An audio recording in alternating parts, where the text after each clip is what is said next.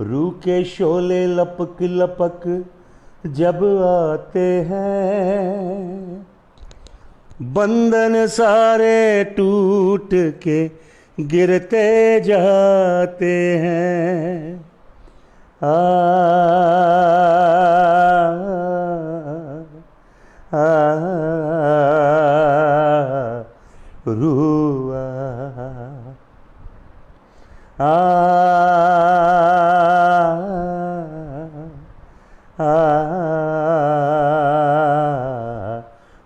रूआ रू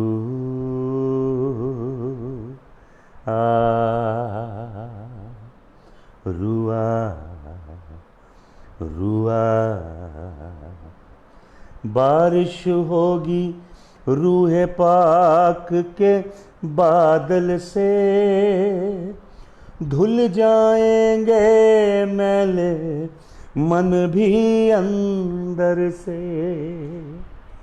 बारिश होगी रूहे पाक के बादल से, धुल जाएंगे पाप के धब्बे हर दिल से। आ, आ, रुआ रुआ रुआ रुआ। Holy Spirit, Holy Spirit, Holy Spirit of the Lord, fall on me.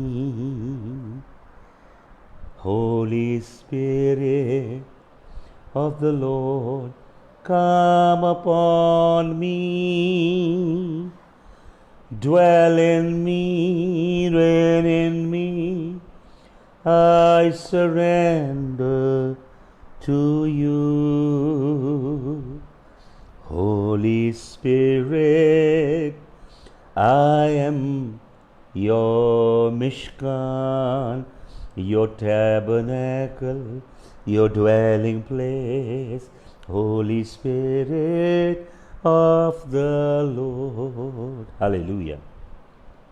Holy Spirit of the Lord, we bless you. Holy Spirit of the Lord, we magnify you. We come under the blood of the Lamb. Father, we proclaim the blood over this telecast. We proclaim the blood over our lives. We cover our lives, a soul, a spirit, our bodies under the blood. Lord, we draw the hedge of the blood of Jesus. Draw the hedge of the blood of Jesus. Lord, we draw the precious hedge of the blood of the Lamb. यीशु मसीह तेरे लहू के बाड़ा बांधते हैं, तेरे लहू की कुदरत को खोलते हैं, तेरे लहू की सामर्थ को खोलते हैं खुदावन। हालेलुया। यीशु मसीह हम तेरा धन्यवाद करते हैं। हम प्रभु जी तेरे नाम की महिमा करते हैं, तेरे जलाली नाम को हम ऊंचा करते हैं, तेरी परस्तिश करते हैं खुदावन, तेरी इबादत करते हैं। यीशु मसीह, मैं एक एक जन को जो ऑनलाइन है तेरे खून में छिपाता हूँ। प्रभु, इनके दिलों को प्रिपेयर करना, इनकी सोल को प्रिपेयर करना, इनके हार्ट को, इनकी इंटेलेक्ट को प्रिपेयर करना आपके कलाम को रिसीव करने के लिए। इनकी इंटेलेक्ट के थ्रू, इनके हार्ट में खुदावन, स्पिरिट में, सोल में तेरे कलाम का बीज बोया जाए खुदावन। खुदावंद, तेरी हैकल की गहरी बातें हमें सिखा, तेरे खैमा के गहरे भेद हमें दे, ताकि हम जाने खुदावन तेरे खैमा में हम कैसे रह सकते हैं। Hallelujah, hallelujah. Come bless the Lord, all ye servants of the Lord, who stand by night in the house of the Lord. Lift up your hands in the holy place and bless the Lord, and bless the Lord. Hallelujah. भजन लिखने वाला कहता है, कौन यहोवा के पर्वत पे चढ़ेगा, कौन यहोवा के तंबू में वास करेगा। फिर उसकी क्वालिटीज़ बताई गई हैं, उसकी क्वालिफिकेशन है, जो यहोवा के तंबू में वास करेगा। आज हम यहोवा के मिशकन पे मनन करेंगे। Lord open your word to us in Jesus name, amen, hallelujah. परमेश्वर का खैमा, टैबरनेकल, जिसे हम हिब्रू में कहते हैं मिशकान, परमेश्वर का मिशकान, परमेश्वर की ड्वेलिंग प्लेस, उसकी मिस्ट्रीज़ के ऊपर आज हम मनन करेंगे। जो परमेश्वर का तंबू था, उसके अंदर महायाजक, याजक, लेवी, पुरोहित और परमेश्वर के पवित्र बर्तनों की देखभाल करने वाले, परमेश्वर के लिए गाने वाले और साज बजाने वाले परमेश्वर की हैकल में लगातार खिदमत करते रहते थे। हालेलुया।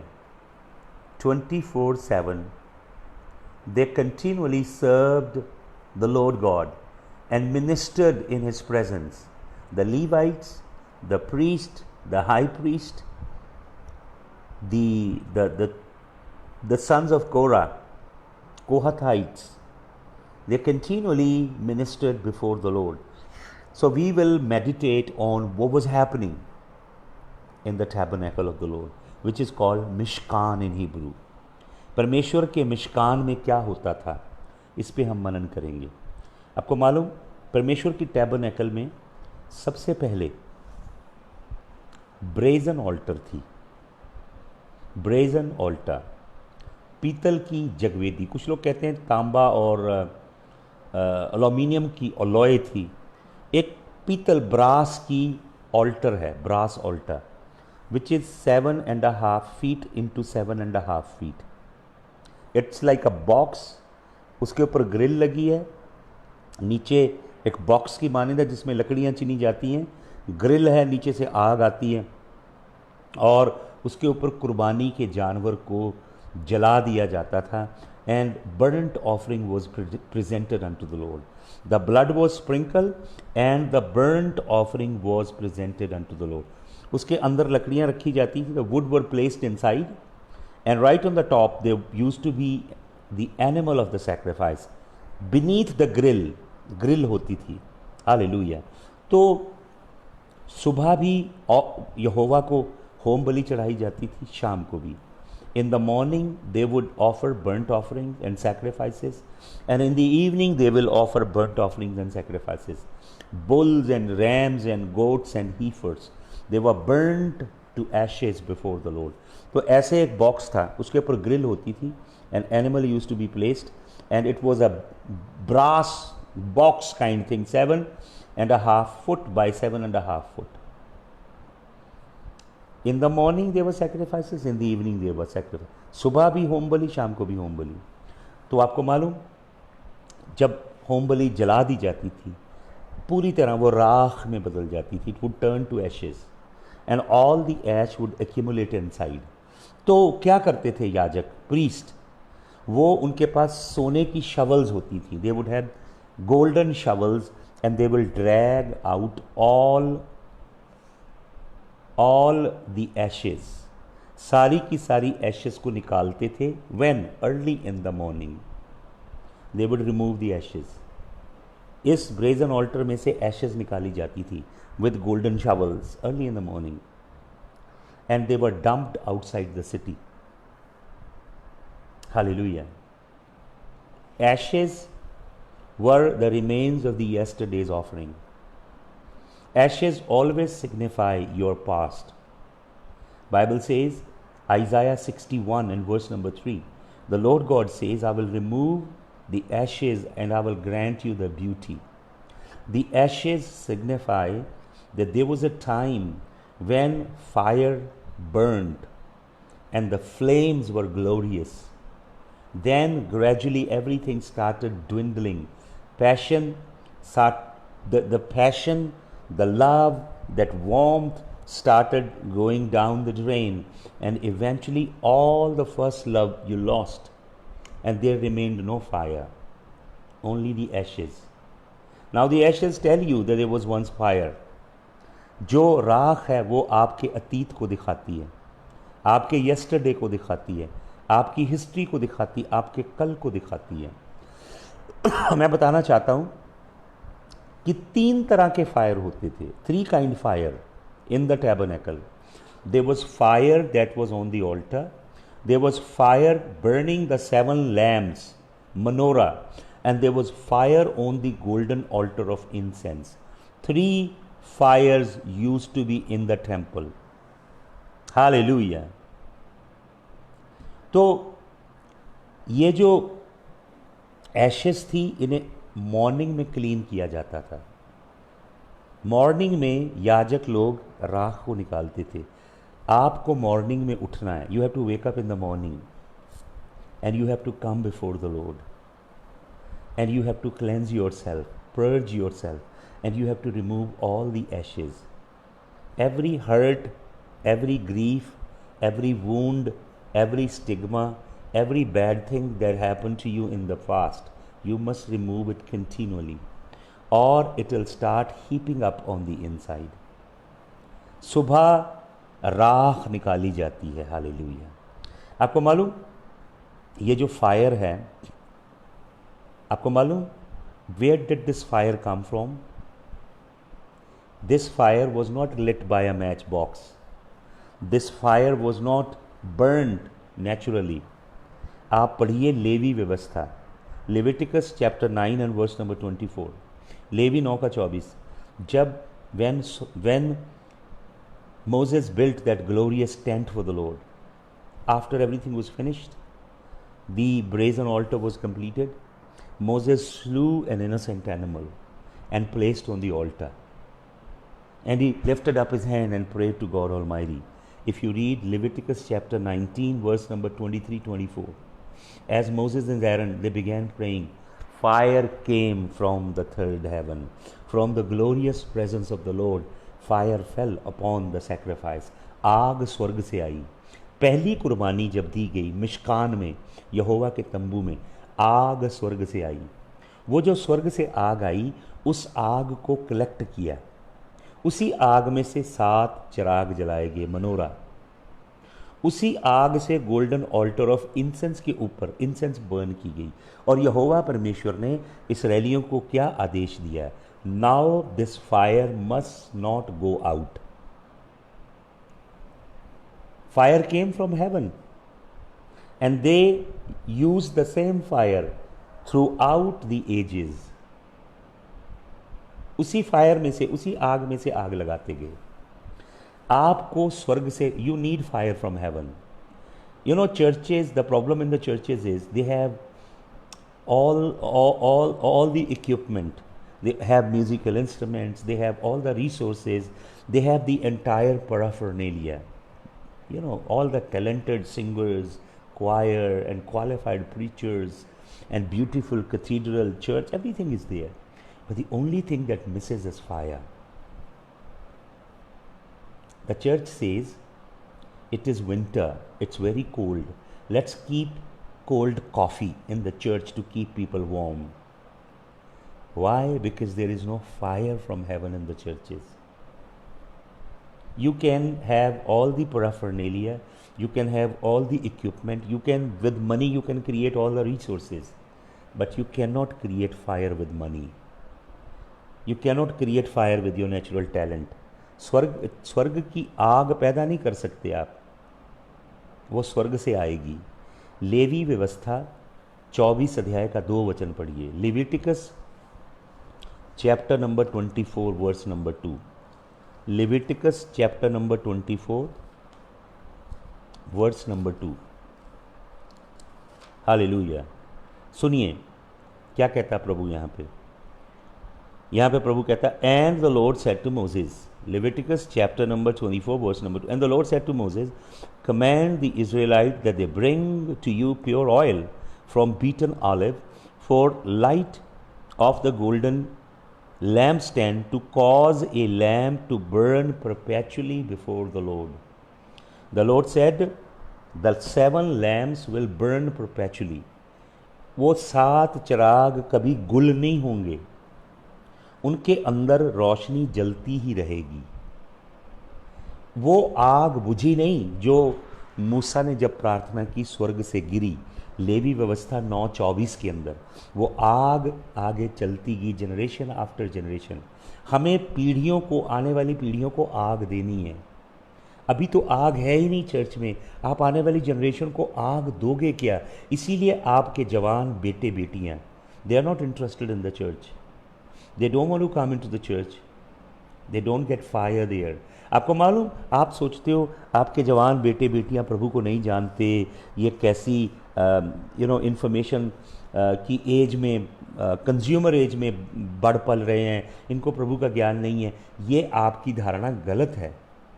ये जनरेशन प्रभु को ढूंढती है, प्रभु को खोजती है, लेकिन उन्हें प्रभु की हजूरी और पवित्र आत्मा की आग चर्चेस के अंदर मिलती नहीं है। प्रोग्राम्स तो मिलते हैं, एजेंडास तो मिलते हैं, लेकिन परमेश्वर की फायर, आग, प्रेजेंस नहीं मिलती। प्रभु ने कहा ये आग बुझनी नहीं चाहिए। जो आग उतरी जब मूसा और हारून ने दुआ की, उसी आग में से 7 चिराग जलाए गए, उसी आग में से गोल्डन ऑल्टर ऑफ इंसेंस पे धूप जलाई गई। और वो आग, प्रभु ने कहा सुबह क्या करना, वो जो 7 चिराग हैं उनका तेल बदलना, शाम को भी तेल बदलना। मैं आपको एक और रेफरेंस देता हूँ, दूसरा इतिहास, 2 Chronicles chapter number 7 verse number 1। जब सुलेमान ने भव्य टेम्पल बनाया, 1,20,000 मेमने, भेड़ें और 10,000 ऑक्सन चढ़ा दिए यहोवा को, तो यहोवा का जलाल, यहोवा की आग स्वर्ग से आई और उससे टेम्पल भर गया। इस कदर यहोवा के जलाल से टेम्पल भर गया कि याजक लोग जो काम करना चाहते थे ना, वो कर नहीं पाए, गिर गए सब। ये है आग, यहोवा की आग, यहोवा का जलाल जब आएगा, आपको अपने शारीरिक काम नहीं करने देगा। आप अपने नेचुरल टैलेंट से, अपनी शारीरिक योग्यता से, अपनी थियोलॉजी से, अपने ज्ञान से प्रभु का काम नहीं करोगे। प्रभु का आत्मा आपको ओवरटेक करेगा, फिर आप प्रभु की सामर्थ्य के द्वारा प्रभु का काम। भाई और बहनों, चाहिए प्रभु के आत्मा के काम हमें। मनुष्य के प्रोग्राम, एजेंडाज, मनुष्य के टैलेंट नहीं चाहिए, उनसे कुछ फल पैदा नहीं हुआ। प्रभु की आत्मा के काम हमें चाहिए। आपको मालूम, मैं एक अद्भुत बात आपको बताता हूँ। इस्राएल के इतिहास में जो ब्रेजन ऑल्टर होती थी, वो बाहर होती थी खुले में, जिसके ऊपर जानवर को जलाया जाता था, कुर्बान किया जाता था। उस जगवेदी पे जब आग जलती थी, हिस्ट्री पढ़िए इज़राइल की, जो आग जलती थी, अग्नि जलती थी, अगर बारिश आ गई या तेज आंधी चली या स्नोफॉल होने लगा, किसी भी सूरत में कभी भी आग बुझी नहीं। वो बहुत मूसलाधार बारिश भी आई तो भी आग नहीं बुझती थी, तेज आंधी चली तो भी आग नहीं बुझती थी, अगर स्नोफॉल, बर्फ गिरने लगी तो भी आग नहीं बुझती थी। सुपर नेचुरली, अलौकिक रीति से यहोवा उस आग को जलाए रखता था। हालेलुया। वो आग जलती रहनी चाहिए। प्रेरित पौलुस तीमुथियुस को क्या कहता है? कहता है fan the flame that is with in you. वो आग जो तेरे अंदर है, उसे पंखा, ऐसे से झोल पंखा, ऑक्सीजन दे उस आग को, ताकि वो आग फैले। कलीसिया को स्वर्ग की आग की ज़रूरत है, लेकिन कलीसिया में सेवक लोग पृथ्वी की आग लोगों को दे रहे हैं, पृथ्वी के टैलेंट दे रहे हैं लोगों को। बड़े बड़े प्रोग्राम्स कर रहे हैं, ज़मीनी म्यूज़िक के प्रोग्राम और थियोलॉजी के प्रोग्राम और यूथ प्रोग्राम और ये प्रोग्राम, और एजेंडा का कोई अंत नहीं है, लेकिन स्वर्ग की आग नहीं आ रही। ज़मीन पे अपनी आग का इंतज़ाम किया है, लेकिन स्वर्ग की आग नहीं आ रही। स्वर्ग की आग चाहिए, स्ट्रेंज फायर नहीं चाहिए, पृथ्वी की आग नहीं चाहिए, ज़मीन की इंसान की डॉक्ट्रिन नहीं चाहिए, इंसान की तलीम नहीं चाहिए, स्वर्ग की अग्नि चाहिए। हालेलुया।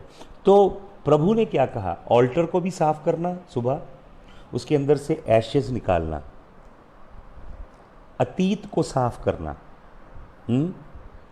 आपका अतीत साफ होना ज़रूरी है। आपके अतीत में आपके अंदर घाव हैं, ज़ख्म हैं, आपको लोगों ने धोखा, मेरे संग बहुत हुआ ऐसा, धोखा देते हैं लोग, पासवान लोग धोखा देते हैं, जिनके लिए इतना कुछ करो पीठ में खंजर घोंपते हैं। तो आपको उनके ऊपर उठना है। आप वो ज़ख्म लेके नहीं जी सकते। आप मेलनकाली एटीट्यूड में, निराशावादी एटीट्यूड में नहीं जी सकते। शैतान आपको डिप्रेस करेगा आपका अतीत दिखा के। आपको शैतान को बोलना मेरा अतीत है ही नहीं। मैंने आपको बताया ना, राजा दाऊद जब ऐद के संदूक को लेके गया, 6 कदम चलता था, जानवर की कुर्बानी करता था, 6 कदम चलता था, एक बैल और एक बछड़े की कुर्बानी होती थी। वो सारा 20 मील की जर्नी, 30 किलोमीटर, 18 मील की जर्नी, लगभग 30 किलोमीटर के राह को लहू से रंग गया, पूरा लहू से रंग गया रास्ता। हमारे जीवन का ट्रैक लहू से रंगा है, कुछ पीछे बाकी नहीं है। Who is he who condemns us? It is God who justifies us. हम आत्मा में चलें, रोमियो 8:14, तब हम परमेश्वर के पुत्र और पुत्री हैं, तब दोष लगाने वाला हमारे ऊपर दोष नहीं लगा सकता। Hallelujah, hallelujah. ये आग एक पीढ़ी को दूसरी पीढ़ी को देनी है।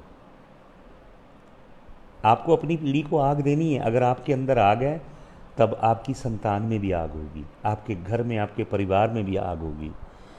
प्रभु ने कहा कि वो जो ऑल्टर थी, गोल्डन ऑल्टर, ब्रेजन ऑल्टर, जहाँ पे जानवर कुर्बान किया जाता है सुबह, रिमूव द एशेज। प्रभु कहता आइजाया 61:3, यशाया 61:3 में, मैं राख हटा के खूबसूरती तुझे दूंगा। सिन ऑफरिंग जो है ना, एशेज हटाती है। यहाँ पे सिन ऑफरिंग दी जाती है, बर्ंट ऑफरिंग दी जाती है। ये आपके अतीत को धोती।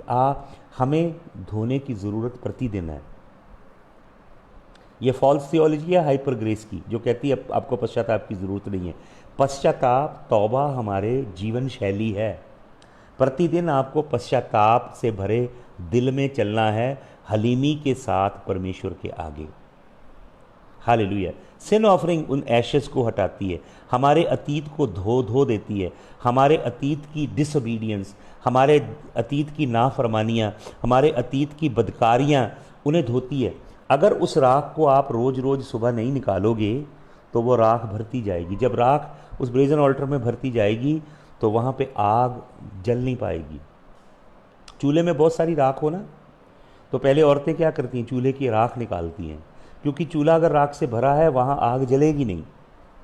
बहुत सारे मसीहों के जीवन में राख भरी है अतीत की, अतीत के ज़ख्म, आपके अतीत के घाव, आपकी पुरानी यादें अतीत की, वो भरी पड़ी हैं। वो ज़ख्म अंदर ताज़ा हैं, इसलिए आप चंगे नहीं हो पाते, अंदर से ज़ख्मी हो। गिलाद की मरहम आपको अंदर तक चंगा करती है।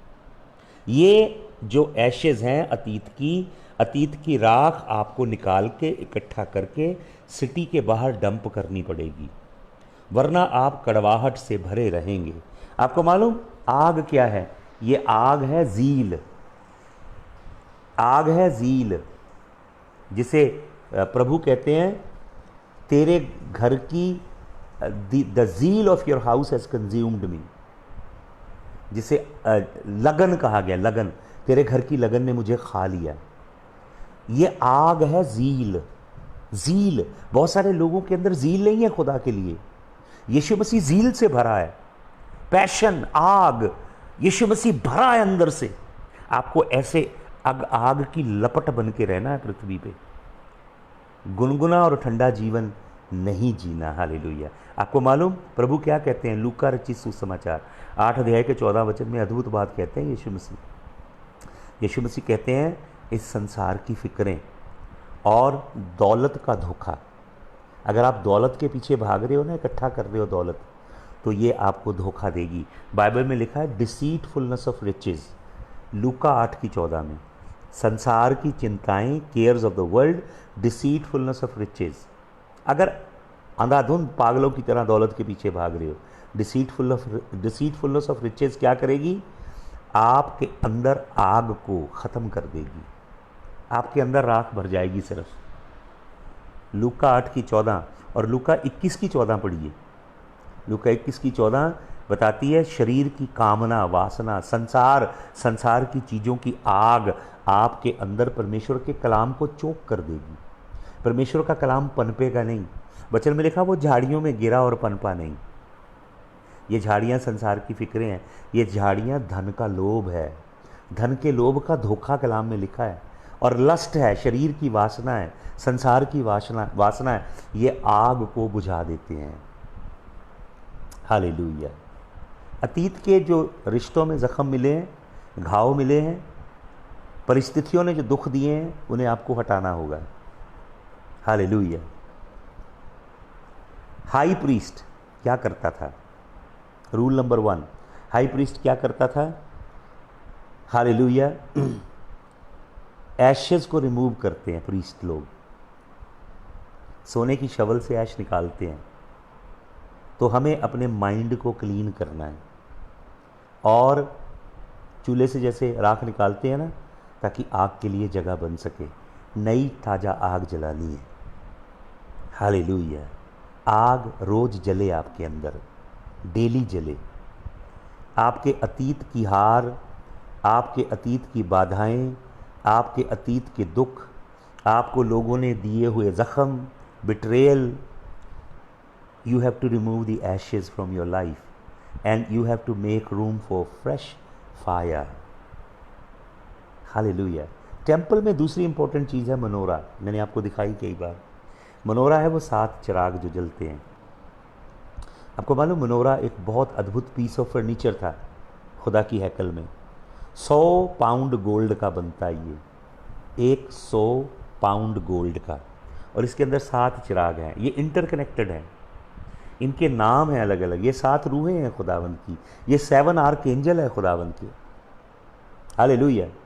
और आपको मालूम इनके अंदर जो तेल डलता है वो extra virgin oil, first pressing का, फर्स्ट कोल्ड प्रेसिंग का ऑयल इनके अंदर डाला जाता है। ये जो इतने बड़े बड़े ऊपर चिराग होते हैं, एक एग के अंदर जितना लिक्विड होता है ना, इतना तेल उसके ऊपर आ जाता है जहाँ पे बत्ती लगी होती है, और ये इंटरकनेक्टेड होते हैं। इन 7 के अंदर सबसे कीमती जैतून का तेल डाला जाता है। ऑलिव जब लिए जाते हैं, चुनिंदा ऑलिव, उनकी ट्विग निकाल दी जाती हैं, ऑलिव को शुद्ध किया जाता है, अगर मिट्टी लगी हो, गंदगी लगी हो, रिमूव की जाती है। फिर ऑलिव को एकदम पहली बार जब क्रश किया जाता है, ऑलिव में से गाढ़ा तेल निकलता है, उसे कहते हैं शीमेन। यशायाह 10:17 में लिखा है, अभिषेक के तेल के कारण जुआ तोड़ा जाएगा। वहाँ पे वर्ड है शिमेन, मसा नहीं है, शिमेन। ये फैट ऑयल, थिक ऑयल, गाढ़ा जैतून का तेल गश करके ऐसे जो निकलता है, वो बेशकीमती एक्स्ट्रा वर्जिन ऑयल उनके अंदर भरा जाता है। हालेलुया। लेकिन आपको मालूम ये चुनिंदा ऑलिव होते हैं, खास चुने हुए ऑलिव जिन्हें क्रश किया जाता है। हालेलुया। और कलाम में क्या लिखा है? सुबह और शाम 2 बार तेल बदलना है। तो भाई और बहनों, ये है आपकी मनोरा, कुप्पी है ये, इसके अंदर चिराग जलना चाहिए। अगर आप बुद्धिमान वर्जन हो तो आपको सुबह भी तेल डालना है प्रार्थना करके, परमेश्वर के हुजूर में जाके, रात को भी प्रार्थना करके इसके अंदर जैतून का तेल भरना है। आपको मालूम इन्हें साफ़ किया जाता है, 7 जो दीवट होते हैं इन्हें साफ़ किया जाता है, लेकिन इनकी आग कभी बुझने नहीं दी जाती। 5 की आग बंद करके उन्हें साफ़ करते हैं, 2 जलती रहती हैं, फिर 5 जलाई जाती हैं, फिर 2 बंद की जाती हैं, फिर 2 को शुद्ध किया जाता है। आपको मालूम उनकी जो विक होती है, जो कॉटन का पीस लगा होता है अंदर, बत्ती जिसे हम बोलते हैं, वो बत्ती जब जलती है, बहुत यूज़ हो जाती है, तो वो स्मज बनाने लगती है, स्मोक पैदा करने लगती है, स्मज सी। तो वो बत्तियां भी रिमूव की जाती हैं, ट्रिम की जाती हैं या नई डाली जाती हैं, और इसके अंदर फ्रेश तेल डाला जाता है, ताज़ा तेल, सुबह भी और शाम भी। हालेलुया। और वाइल्ड ऑलिव ट्री का नहीं, नेचुरल ऑलिव ट्री का तेल इनके अंदर डाला जाता है। हालेलुया। हालेलुया। मैंने आपको ऑलिव ट्री पे बहुत कुछ बताया है। वाइल्ड ऑलिव ट्री गैलिली में है, नेचुरल ऑलिव ट्री जेरूसलम में, और मैंने आपको बताया ऑलिव ट्री कभी मरता नहीं है, कभी नहीं मरता, इट नेवर डाइज। 2500 साल पुराने, 3-3 हज़ार साल पुराने ऑलिव ट्री हैं इज़राइल में। रोमियो की पत्री 11 अध्याय में जेंटाइल, अन्य जाति की कलीसिया और इज़राइल की मंडली, ये दोनों जैतून के दरख्त हैं। नेचुरल इज़राइल और जंगली हम लोग, अन्य जाति के लोग। हालेलुया। आपको मालूम जैतून का जो दरख्त होता है उसके पत्ते बहुत कड़वे होते हैं, जहर की तरह, कोई कीड़ा नहीं लगता जैतून के वृक्ष को कड़वाहट के कारण, कोई इंसेक्ट इनके पास नहीं आ पाता। हालेलुया। आपको मालूम इज़राइल के ऊपर हर कौम ने हाथ उठाया। हिटलर ने कंसंट्रेशन कैंप में 60 लाख यहूदी जिंदा मार दिए। पोग्राम्स में, पोग्राम जो यूरोप के लोगों ने किए, उन्होंने यहूदियों को मारा, अपने देश में से निकाला। ऑटोमन एम्पायर, मुस्लिम लोगों ने, टर्क्स ने, मुस्लिम लोगों ने इजरायली लोगों को मारा। बाबुल की गुलामी में गए, मिस्र की गुलामी में रहे, मीड्स एंड पर्शियन की गुलामी में रहे, कस्तियों की गुलामी में रहे, फना नहीं हुए। फिर भी इज़राइल को कीड़ा नहीं खा सकता, इज़राइल कभी फना नहीं हो सकता, क्योंकि इज़राइल यहोवा परमेश्वर की आँख की पुतली है। Hallelujah, thank you Jesus, hallelujah. आपको मालूम ऑलिव ऑयल का मतलब क्या है? ऑलिव ऑयल का मतलब है एनॉइंटिंग। ऑलिव ऑयल का मतलब है अभिषेक। हालेलुया। इज़राइल जैतून का दरख्त है, अभिषेक इज़राइल के द्वारा निकला है। वो जैतून है खुदावंद यीशु मसीह। आपको मालूम जब वो गतसमनी के बाग में प्रार्थना कर रहा है, गतसमनी का मतलब क्या होता है? 2 हिब्रू वर्ड है, गात शमानीम। गतसमनी का मतलब होता है वो जगह जहाँ पे ऑलिव को, जैतूनों को कुचला जाता है। एक ऐसे चट्टान को काटा होता है जगह में, एक उसको किनारा दिया होता है, उसके ऊपर एक बहुत बड़ा स्टोन आके जैतूनों को क्रश कर देता है। जब ऐसे जैतून को क्रश करता है, खालिस तेल फुआरे की मानिंद निकलता है। हालेलुया। यीशु मसीह को क्रश किया गया है। यीशु मसीह वो गात शमानीम में ऑलिव है जिनमें से मसा निकला है। ये जो अभिषेक निकला है ना भाई और बहनों, जो इधर हमारे ऊपर हम चमकते हैं उस अभिषेक में, ये अभिषेक यीशु मसीह को कुचल के निकाला गया है, कुचला गया उसे, फिर ये अभिषेक पैदा हुआ है। हालेलुया। आपको मालूम यीशु मसीह ने कहा, मैं अंगूरों की असली दाखलता हूँ, मैं हूँ अंगूरों की बेल, तुम मेरी टहनियाँ हो, तुम मुझ में बने रहो, तुम बहुत सा फल लाओगे। यीशु मसीह की माता मरियम यीशु मसीह से कहती है, उनकी दाखरस खत्म हुई, यूहन्ना रचित सुसमाचार 2 अध्याय में। तो यीशु मसीह कहते हैं, गुने, लेडी, आदरणीय औरत, ये नहीं ए औरत तुझे मुझसे क्या काम। यीशु मसीह इतना रूड नहीं बोले, हिब्रू एरामिक वर्ड है गुने, रिस्पेक्टफुली बोला, आपको मुझसे क्या काम, मेरा समय अभी नहीं आया। यीशु मसीह बहुत पारलौकिक बात कह रहे हैं। उनके घर में दाखरस नहीं है।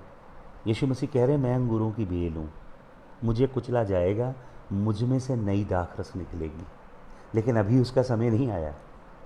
प्रभु कहते हैं अभी समय नहीं आया, लेकिन फिर क्या कहते हैं? प्रभु ने जान लिया कि उसका समय आ गया है। वो क्रश किया गया अंगूर, उसमें से खालिस दाखरस निकली है, जो पुरानी मशकों में नहीं डाली जा सकती। ये पुरानी मशकें हैं, पुराने धर्म के ढर्रे, पुराने मज़हब की दकियानुसी सोच, उसमें नहीं डाली जा सकती। अगर डालेंगे तो ये फर्मेंट होगी और मशक फट जाएगी। ये नई वाइन स्किन में, यीशु मसीह वाइन स्किन भी नहीं बनाएगा। ये है वाइन स्किन, ये इसके अंदर नई दाखरस डालता है। वो उसमें से निकली दाखरस, उसमें से निकला जैतून का खालिस तेल, जिसमें से अभिषेक पैदा हुआ। यीशु मसीह मत्ती 15 की 4 से 7 में क्या कहता है? कहता, मुझ में बने रहो तो तुम बहुत सा फल लाओगे, मुझसे अलग होके तुम कुछ भी कर नहीं सकते। आपको मालूम ऑलिव ट्री, वृक्ष जब ऑलिव से भर जाता है, उसे जोर जोर से हिलाया जाता है। हालेलुया। फिर अलग किए जाते हैं जैतून, सेपरेट किए जाते हैं। प्रभु हमें भी सेपरेट करता है। आपके और मेरे जीवन में सेपरेट होना।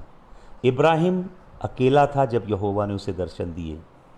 याकूब तन्हाई में था, अकेला था जब स्वर्गदूत से लड़ा और उसे ब्लेसिंग मिली। आपको और मुझे भी सेपरेट किया जाएगा, अलग किया जाएगा ऑलिव की तरह। तन्हाई चाहिए आपको और मुझे भी, ताकि प्रभु आपसे और मुझसे बात कर सके। हालेलुया। जितनी ज़्यादा ज़ोर से क्रश किया जाता है ना, उतना ज़्यादा तेल निकलता है।